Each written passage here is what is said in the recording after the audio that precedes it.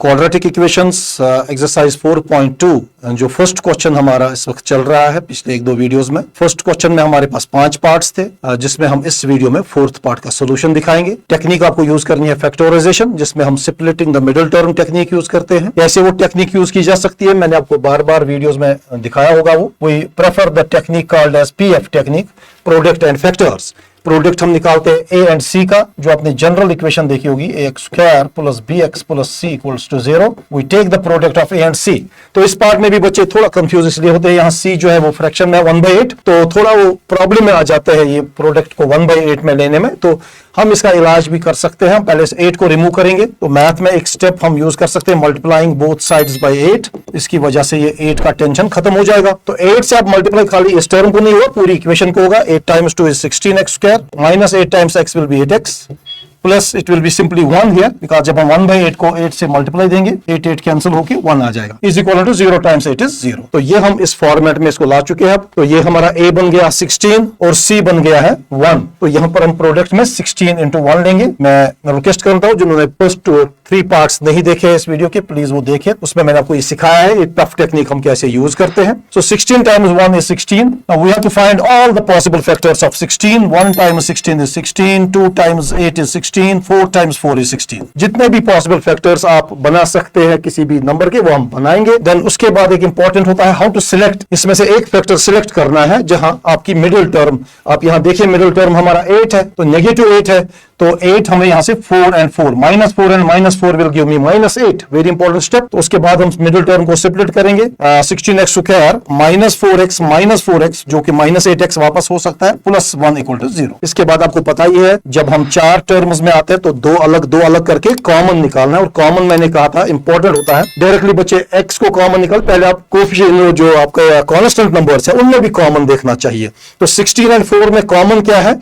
I have already told you, जो इन numbers का HCF होगा। तो कॉमनली HCF कैसे निकालते हो आपने पढ़ा है फर्स्ट चैप्टर में भी, रियल नंबर्स में भी। तो HCF of 4 and 16 that is 4। We can take 4 common here. तो बच्चे यहाँ अक्सर 2 निकालते हैं कॉमन, तो उसके बाद उनको प्रॉब्लम आ जाती है, आंसर्स नहीं निकलते इस क्वेश्चन के। तो जो भी कॉमन पॉसिबल कॉमन होगा 16 और 4 का, दैट इज 4। और x स्क्वायर और x का कॉमन x है, तो यहाँ क्या बचेगा? 4 टाइम्स 4 इज 16x स्क्वायर है। 4 4 16x स्क्वायर -1, क्योंकि यहाँ से 4x पूरा बाहर है। उसके बाद मैंने आपको सिखाया था नेगेटिव साइन आ गया, तो आप भी नेगेटिव साइन ही लिखेंगे इसको। तो जब कोई चीज कॉमन नहीं होगी तो definitely 1 is taken as common here, because HCF of 4 and 1 is 1 here. तो यहाँ भी बचेगा 4x और प्लस की जगह आप -1। यहाँ बच्चे अक्सर कंफ्यूज होते हैं, ये साइन क्यों सर, अगर ये पॉजिटिव था तो सर नेगेटिव क्यों ले रहा है? तो इस चीज का जरा ध्यान आपको रखना है। यहाँ जब हम माइनस कॉमन निकालते हैं तो ये माइनस दोनों के साथ शेयर होता है अंदर। तो इस तरह ये आपने, मैंने टेस्ट भी आपको बोला था इसका, इस ब्रैकेट और इस ब्रैकेट में जो है कॉमन टर्म होनी चाहिए। तो यहां से आप देखिए 4x - 1 रिजेंबल हो रहा है दोनों ब्रैकेट्स में, तो हम इसको बाहर रखेंगे 4x - 1 को। और अगर आप गौर से देखेंगे जो लेफ्ट ओवर क्वांटिटी है, ये वाला 4x और ये वाला -1, तो ये भी इस वक्त 4x - 1 ही आ रहा है। रिपीटिंग फैक्टर्स आ रहे हैं तो डरने की कोई जरूरत नहीं है। बच्चे अक्सर यहाँ लेते हैं एक ही फैक्टर, कहते हैं सर ये 2 बार एक ही चीज है। नहीं, दोनों लेने हैं, बिकॉज क्वाड्रेटिक इक्वेशंस में 2 वैल्यूज ही निकलते हैं, 2 रूट्स निकलते हैं, अल्फा बीटा। उसके बाद आपको पता है यहाँ प्रोडक्ट टोटल 0 है, तो इधर the first factor 4x - 1 is 0 और the second factor 4x - 1 is 0।